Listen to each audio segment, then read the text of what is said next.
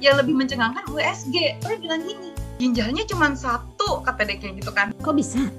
Jadi setelah 23 tahun aku hidup ternyata ginjalnya 1. Siap banget. Waktu dibilang USG nggak ada, kita nggak percaya. Nggak mungkin, anak saya nggak mungkin punya ginjal 1 gitu kan. Nanti dikasih judul gini bisa nih, Aul terlahir dengan 1 ginjal, rusak pula. Iya, rusak juga kan, ada 1 rusak gitu. Iya.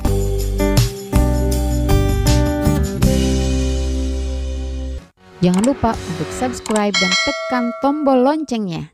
Assalamualaikum, jumpa lagi di channel YouTube Rosi Meilani. Sebelumnya saya udah ngobrol-ngobrol dengan Aul, dulunya GGK, tapi sekarang udah transplant. Jadi kita nyambung lagi nih ya obrolannya lebih ke transplantasi ginjal melalui BPJS atau menggunakan fasilitas BPJS. Begitu Aul? Betul Mbak Rosi, betul banget. Aul itu HD berapa tahun? 2 tahun 3 bulan. 2 tahun 3 bulan, terus transplant gimana cerita awalnya? Transplant tuh per tanggal 3 November 2020 kemarin. Oh, baru ya? Baru mau 2 bulan ini. Okay, dan saat pandemik juga. Saat pandemik ini. Jadi kita bahas, Mbak. Nah, kita bahas. Jadi transplant ginjal saat pandemik. Oke, silakan cerita dulu. Jadi awalnya tuh Desember 2018 tuh mau transplant. Ada donor juga waktu itu dari saudara jauh gitu. Oke, periksa prof sehat, tapi waktu itu dengan catatan pendonornya, waktu itu cowok Mbak pendonornya, saudara cowok, terus pendonor itu harus berhenti merokok dan menurunkan berat badan waktu itu. Ternyata dengan pendonor itu tidak lolos Mbak saat advokasinya. Oke. Pertimbangan tidak lolosnya seorang calon pendonor itu apa? Itu yang menyatakan nggak lolos dari tim sananya, dari tim RCM-nya. Karena ada pertimbangan dari sisi psikologi sang pendonor gitu. Ya udah gantilah kita. Terus rumah sakit bilang, kenapa nggak dari orang tua gitu kan? Ya udah saat itu ayahku maju tapi bilang, tapi saya nih dengan putri saya nih beda golongan darah. Terus Prof bilang dicoba aja dulu dicek gitu kan, nggak apa-apa nih Prof, udah 54, kata Prof nggak apa-apa kalau masih sehat gitu, udah dicek dulu ya kesehatannya, terus dilengkapin dulu data-datanya gitu kan. Jadi data awal, edukasi lagi ulang, psikologi, terus advokasi lagi, ayah advokasi, lolos, alhamdulillah lolos, terus ceklah ke Prof kasih rujukannya buat cross match dan lain-lain. USG sih pas dilihat cek ginjalnya bagus gitu Mbak, bagus gitu ginjalnya. Terus pas mau di CT scan itu nggak bisa karena ayah ternyata kreatinnya tinggi. Kreatinnya di 1,7 waktu itu. Terus baliklah kita ke Prof kan, kata Prof mau gimana nih gitu kan. Udah deh saya coba diet turunin kreatinin, diet makanan hidup lebih sehat gitu kan kata ayah. Udah dengan makan baik, tidur cukup gitu kan. Ternyata setelah 6 bulan, 7 bulan tuh kreatinnya tetap aja nggak ini Mbak, nggak turun di 1,3 waktu itu. Kata Prof, ini kalau jadi donor bukan donor yang sempurna karena kreatinnya masih di atas gitu kata Prof. Jadi rasanya sayang ya, nanti uang keluar, udah dioperasi tapi yang dimasukkan ginjalnya tidak maksimal gitu kan. Tidak maksimal gitu. Sayang banget. Nah, terus gimana dong? Terus Mama akhirnya bilang, udah saya itu ibunya. Padahal sebentar, kita stop dulu sebelum sampai ke mamanya. Jadi yang pertama saudara itu ya, kemudian yang kedua itu ayah. Nah, bercermin dari 2 kegagalan itu, mungkin Aul ada yang mau disampaikan. Kalau misalnya ada yang mau transplant, kira-kira kriteria secara fisik aja dulu nih ya. Dari luar kan kita nggak tahu si A atau si B seperti apa dalamannya. Apa spesifikasi yang ideal sepengalaman Aul kalau ada yang mendonorkan? Sehat sih Mbak, sehat badan, sehat. Umur? Sehat sih pasti. Umur, kalau lihat umur susah juga ya Mbak, soalnya setelah sekarang gitu, aku tahu ada kok yang didonorin pendonornya umur 55, di atas 55 gitu. Oh, jadi Aul juga yang nggak tahu lah, lihat saudara fisiknya bagus, masih muda, tapi ternyata secara emosional kurang stabil, jadi gagal. Terus ayah dengan senang hati, rela hati, usia 55 tidak apa-apa karena lihat ayah juga fisiknya bagus, tapi ternyata kreatinnya di ambang tinggi. batas. Alhamdulillahnya setelah cek itu jadi koreksi diri buat ayah jadi gitu. tahu dong. Kayak tahu gitu. Jadi jaga-jaga ayah, jangan jaga-jaga. Okay. Alhamdulillahnya semenjak alhamdulillah dibalik kegagalan itu jadi ada koreksi gitu buat diri ayahku sendiri gitu. Jadi kayak harus lebih sehat hidupnya, nggak boleh terlalu banyak stres kayak gitu-gitu. Nah, lanjut tadi ke ibu. Nah, gimana akhirnya ibu memutuskan? Oke, ibu aja deh. Nah, gimana ceritanya? Jadi sebenarnya dari awal itu sebenarnya bunda yang malah yang pengen donor gitu. Nah, terus kenapa nggak bunda dari? Aku nggak yakin, Mbak. Aku tuh kayak berasa, ya Allah, aku tuh udah dilahirin, dikandung sama mama kan. Terus udah dilahirin juga. Terus masa aku masih mau minta ginjal, istilahnya gitu ya Mbak, masih mau minta ginjalnya bunda juga gitu kan. Sedih lah gitu kan, nggak mau gitu, masih berusaha cari yang lain opsinya gitu kan. Ternyata akhirnya ya berujung juga ke bunda-bunda juga akhirnya yang donor. Kata bunda, udah bunda aja. Bunda tuh kan dari awal bilang, udah bunda aja gitu. Jadi penolakan itu sebetulnya dari Aul sendiri. Bunda udah nawarin dari awal, tapi Aul menolak karena alasannya udah mah dilahirin, ngegedein, masa sekarang ginjalnya dikasihin juga gitu.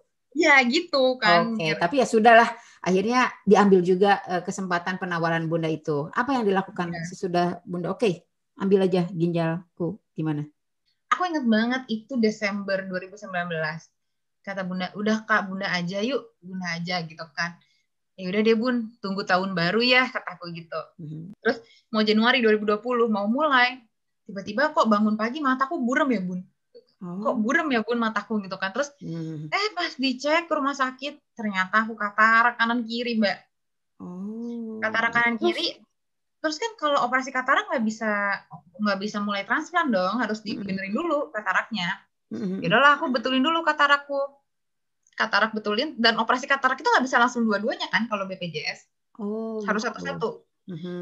Jadi waktu itu operasi yang kiri dulu, terus jeda 1 bulan operasi yang kanan. Udah selesai operasi yang kanan Maret 2020 pandemi. Tutup kan transplantnya. Tutup, kata bunda, tenang Kak, masih ada jalan. Aku terus udah pasrah Mbak, kayak kayaknya aku nggak ditakdirin nih kataku gitu. Udahlah aku HD aja gitu kan. Terus bunda tetap nyemangatin, enggak Kak, kita pasti bisa, pasti kita transplant. Nah, terus gimana akhirnya terhenti oleh si pandemi itu? Setelah pandemi ternyata dapat info-info kalau Juli itu udah mulai lagi. Oh ya udahlah, masukin datanya gitu. Mulai tuh Juli akhir. Jadi Agustus awal aku ingat banget aku masukin data itu. Itu aku masukin data, itu bener-bener di situ subhanallah, emang namanya udah jalannya Allah ya Mbak ya. Itu tuh lancar banget Mbak, alhamdulillah segala prosesnya itu lancar bener-bener. Dari masukin data, edukasi ulang lagi, kayaknya orang edukasi bosan kayaknya sama aku. Terus edukasi lagi, terus mama akhirnya tes psikotes, dan mama advokasi dan lolos dari tim advokasi, masuklah Prof, cek cross match dan yang dinyatakan sama Prof cocok, masukin data ke tim transplant, keluar tanggal operasinya, tanggal 3 November. 3 November 2020. Oh, 3 November 2020. Jadi Aul ini baru 2 bulan yang lalu transplant ginjal di saat pandemi. Ada kendala apa nih? Kalau aku yang dengar dulu nih Mbak ya, dengar dulu. Kalau dulu tuh katanya antara resipien dengan pendonor masuknya tuh beda hari katanya. Jadi resipien itu seminggu sebelum operasi, pendonor itu 3 hari sebelum operasi. Dulu sebelum pandemi. Ini info yang aku tahu ya Mbak. Ntar boleh deh penonton yang baru sih komen di bawah kalau aku salah gitu ya. Sebentar saya cut dulu. Jadi obrolan seperti ini juga udah saya ngobrol sama Hana, narasumber saya. Linknya di pojok kanan atas, kanan ini ya. Di pojok kanan atas, Mbak Hana menceritakan lebih ke detail bagaimana transplant ginjal menggunakan BPJS. Jadi ada tahapan-tahapannya, 3 tahapan awal seperti advokasi, edukasi, psikologi gitu ya. Terus nanti ada cross match dan lain sebagainya. Bisa linknya dilihat di pojok kanan atas. Sok lanjut. Iya, kalau dulu kan beda hari gitu antara pendonor sama resipien maksudnya. Tapi karena saat pandemi ini akhirnya pendonor dengan resipien masuknya bareng. Jadi masuknya 1 minggu sebelum transplant. Masuknya bareng. Bareng masuknya, kita sebelum masuk sama-sama di swab antara pendonor dan resipiennya, dan tidak dijenguk sama sekali, Mbak. Jadi hanya boleh ditungguin di saat operasi, dan di saat kita HD pun nggak ditungguin. Jadi nggak ada yang nungguin, benar-benar HD sendiri. Jadi didorong ya sama suster dari rumah sakit gitu ke ruang HD. Jadi benar-benar kita dijaga banget, dan susternya dari timnya udah beda. Jadi tim transplant punya suster sendiri yang dia tidak istilahnya tidak terkontaminasi, tidak masuk dari satu ruangan ke ruangan lain, pokoknya yang mereka cuma masuk ke ruang transplant aja, pasien yang mau transplant aja gitu. Kalau di saat pandemi ini gitu. Jadi intinya transplantasi ginjal di saat pandemi, RSCM masih melakukan hal itu, salah satunya Aul, dan berjalan lancar seperti biasa. Cuman protokol kesehatan lebih protokolnya bagus. Sebelum menonton video lengkapnya, jangan lupa untuk like, comment, subscribe, dan tekan tombol loncengnya supaya kamu tahu next saya upload video apa. Nah, ngomong-ngomong, kemarin itu transplant itu menggunakan BPJS kah? Iya, aku operasinya menggunakan obat pakai BPJS. Tapi pembiayaan praoperasi seperti edukasi, advokasi, psikologi, crossmatch dan lain sebagainya mandiri atau umum ya? Mandiri, umum. Kita bilangnya umum sih. Ya, umum. Habis berapa itu? Kira-kira? Nah, kira-kira Mbak, ini karena aku 2 kali ya Mbak, ini aku garis bawahi, aku 2 kali, karena sama papa pernah, sama mama pernah, itu aku di angka 50 sampai 55. 50 juta atau 55 juta, sekitar itulah. Ya, karena yang sekitar itu. Calon pendonor yang pertama itu gagal di advokasi, jadi nggak keluar uang banyak lah ya untuk yang pertama. Nggak, itu cuma keluar uang di advokasi aja. Oke. Jadi ya buat kalian yang misalnya buat kalian yang ada rencana untuk transplant di saat pandemi, it's okay, karena Aul juga tetap jalan. Yang jelas keluar uang jauh lebih banyak. Kalau video sebelumnya Mbak Hana ini habis sekitar 30 jutaan ya 2 tahun yang lalu. Nah, bener ya 2 tahun yang lalu ya. Kalau Aul itu sekarang sekitar 50 sama 55 ya. Tapi kan aku 2, Mbak. Dua. Ya betul 2 ya, sip. Nah, sekarang sudah transplant. Apa yang Anda rasakan? Alhamdulillah Mbak ya. Pokoknya aku merasakan berkah banget sih, kayak aku kayak benar-benar ini aku beneran hidup lagi ya gitu, kayak benar-benar aku berasa kayak subhanallah banget gitu loh, subhanallah. Ini amanah baru dari mama, kayak ginjal mama harus benar-benar dijaga sehat-sehat gitu sih. Terus gimana paling bebannya itu? Gimana kabarnya mama sekarang dengan 1 ginjal? Tidak mempengaruhi mama tetap fit atau gimana? Mama sih sehat, tapi yang aku bingung sih sebenarnya, aku juga bingung. Entar mama kalau nonton ya aku tanya juga mama. Dia berasa jadi lebih muda sekarang. Ya?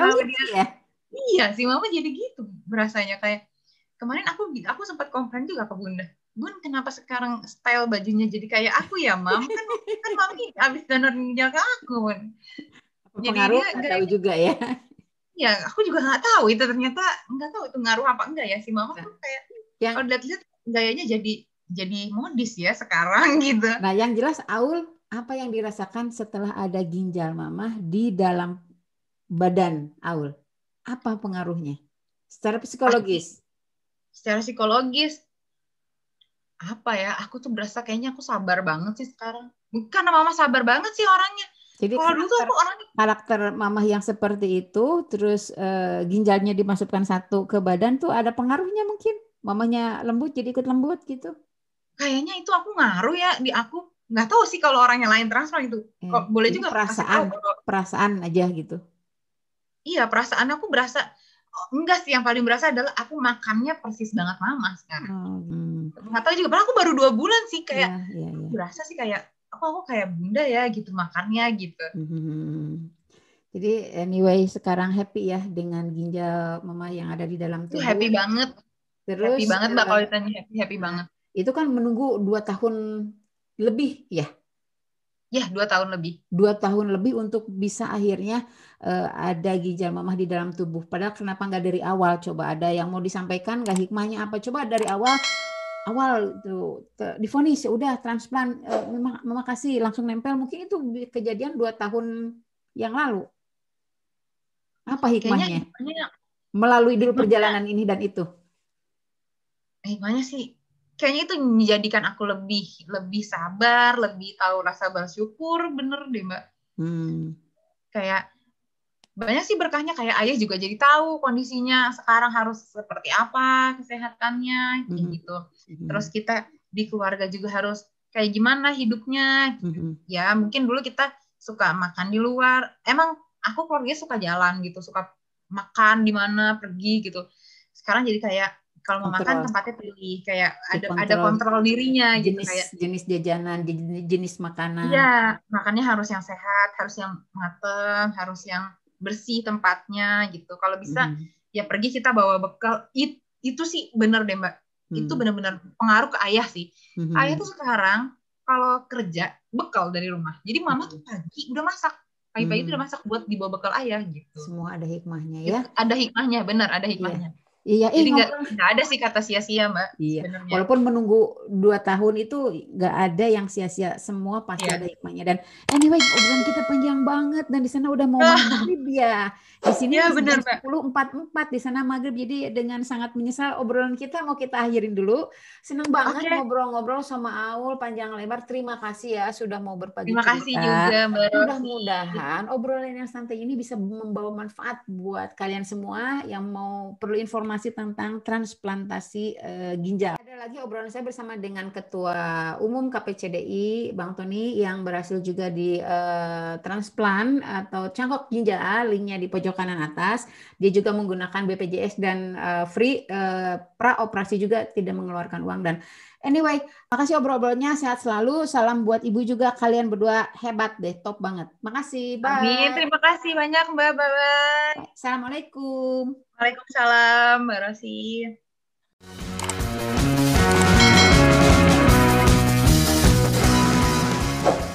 Jangan lupa untuk subscribe dan tekan tombol loncengnya.